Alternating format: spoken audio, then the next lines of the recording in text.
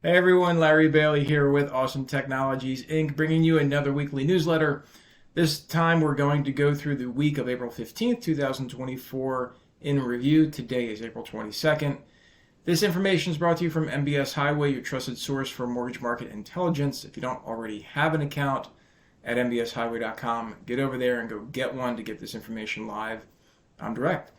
And also, we'd love to thank our friends over at Awesome Technologies Inc., who do their best to support us and support you when it comes to all things Encompass. So head over to awesometechinc.com, check out all the automations that are there.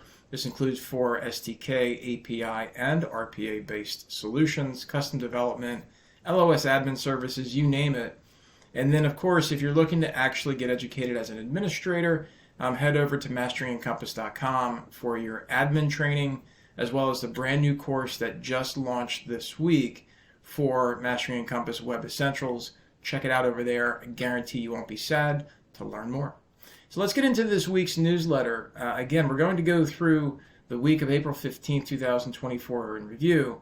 And despite a pullback in sales and construction, the housing sector is showing signs of strength heading into spring buying season.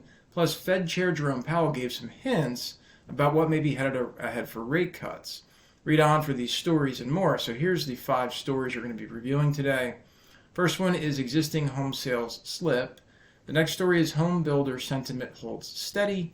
The next story is housing starts slide in March.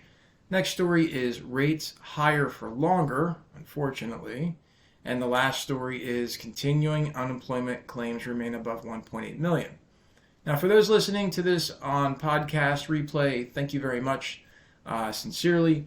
If you want to see the video that goes along with this, head over to Mastering Encompass.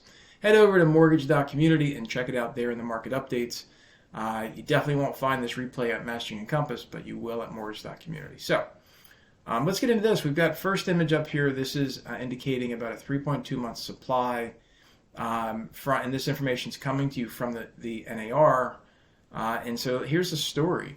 After hitting their highest level in a year in February, existing home sales fell 4.3% in March to a 4.19 million unit annualized pace per the National Association of Realtors, NAR. This report measures closing on existing homes in March and likely reflects people shopping for homes in January and also February, when rates began to tick higher. So the bottom line here is, while the pace of sales declined in March, it remains at the second highest level since last May of 23, with NAR's chief economist Lawrence Young confirming that the sales have rebounded from cyclical lows. In addition, some of the internals within the report showed signs of strength. Homes remained on the market for a shorter period, going from 38 days down to 33 days from February to March. And while a greater number of homes sold above list price, 29% in March versus only 20% in February, all this together signals demand and competition remains ahead in the spring buying season. So there's also some good news in the inventory front. There were about 1.11 million homes, or about 1.11 million homes available for sale at the end of March. And that's up 4.7% from February and up 14.4% from last year. So while this remains below the healthy levels that we've been talking about, rising inventory is certainly a step in the right direction, and it helps improve the persistent tight housing supply we've seen and been talking about across the country. Young added that, quote, more inventory is always welcomed in the current environment, close quote. Well said, Mr. Young. Well said. So the next story is about home builder sentiment holding steady. And we get a nice graph on here. And so what we find is that the confidence among home builders remained just above the key break-even threshold of 50 for the second straight month. And per the National Association of Home Builders, that's the NAHB, as their housing market index stayed at 51 in April. Remember, it was 51 also in March. So any score over 50 in this index, which runs from 0 to 100, signals that more builders view conditions as good rather than poor. And among the 3 index components, the current and future sales expectations both remain in expansion territory, sitting at 57 and 60 respectively, though future expectations have softened as some buyers remain on the fence. The gauge judging buyer traffic moved higher, but it's still in contraction territory. So the bottom line here is NAHB's chief economist Robert Dietz explained, quote, April's flat reading suggests potential for demand growing is there, but buyers are hesitant until they can gauge exactly where interest rates are headed, close quote. We'll see. Interest rates are a slippery topic, and they're hard to figure out. So my personal recommendation is always expect money to be more expensive in the future. Almost always is. So if you find a deal, get it now. If rates drop and it makes sense, refinance later. All right, here's the next story. Housing starts slide in March, and this is all about new construction. So even though, and this information is coming from Dan Habib, who's a CRO of MBS Highway, and the source of this data actually came from U.S. Census Bureau over at HUD. So even though home builder sentiment held steady, builders pulled back on new construction last month, with housing starts falling nearly 15% from February. Starts for single-family homes, those that make up the bulk of home building and are the most crucial for buyer demand, those were also down 12.4%, and there was a similar trend in future construction with building permits moving lower despite much-needed supply. So the bottom line here is NAHB noted that higher expected interest rates, hotter than anticipated inflation, and higher supply-side costs all contributed to the construction slowdown last month. Danushka Nanayakara-Skillington, NAHB's Assistant VP for Forecasting and Analysis, added that single-family construction will also likely decline in April, given the drop in building permits last month. Not a bad forecast, given what we know. And home prices, as an aside here, home prices should remain supported as there's not enough supply coming onto the market to meet demand, showing that opportunities remain to build wealth through home ownership. Again, I always say, listen, paper gain is paper money. It doesn't matter until you actually sell. And for those people that are selling, they're also probably buying higher, so, do the math. Here's the next story. Rates higher for longer.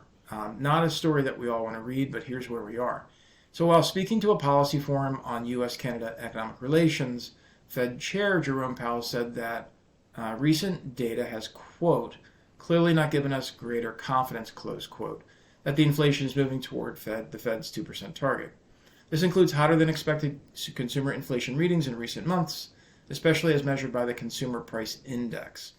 Remember, it's really important to remember this stuff, but remember the Fed aggressively hiked their benchmark Fed funds rate, which is that overnight borrowing rate for banks, 11 times between March 22 and July 23, to slow the economy and curb runaway inflation. The Fed has held rates steady as of their meeting last September because inflation had been showing good progress towards to lowering before stalling out in more recent reports. So the bottom line here is Powell said it's likely to take longer to achieve confidence that the inflation is progressing lower, signaling that the timing for rate cuts will probably be delayed and rates will be higher for longer until confidence is restored. This more hawkish tone was echoed by other Fed members last week as well, including New York's Fed President John Williams and Atlanta Fed President Raphael Bostic. So on to the next story. Continuing unemployment claims remain above 1.8 million. So initial jobless claims were flat in the latest week as another 212,000 people filed for unemployment benefits for the first time.